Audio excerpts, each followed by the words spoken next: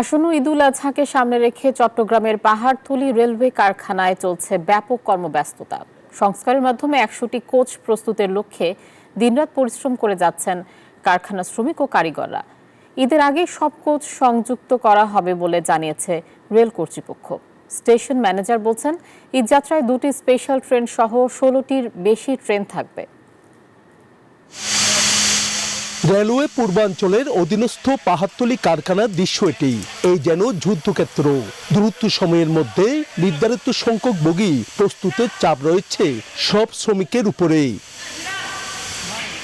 প্রতি বছর কোরবানি ঈদে সবচেয়ে বেশি ঘরমুখ মানুষের চাপ থাকে ট্রেনে। তাই এবারে কোরবানি ঈদে ঘরমুখ মানুষের চাপ সামলাতে বাড়তি আরো ১০০টি বগি প্রস্তুত করছে রেল কর্তৃপক্ষ।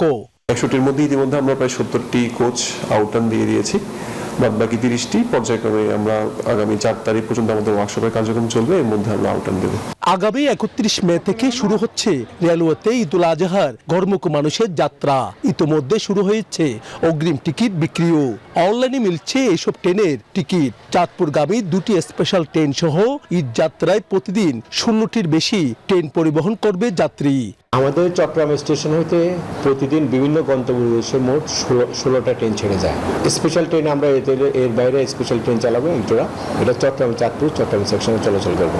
তবে ঈদ যাত্রায় যেন কোনো ভোগান্তি না হয় সেদিকে রেল কর্তৃপক্ষের সুদৃষ্টি কামনা করেন যাত্রীরা।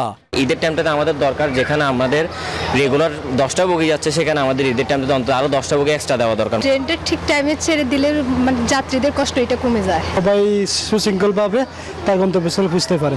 ট্রেন যাত্রা যাতে নির্বিঘ্ন হয় সেদিকে নজর থাকবে রেলওয়ে পুলিশের। নয়ন বড়ুয়া, জয়, নিউজ 24, চট্টগ্রাম।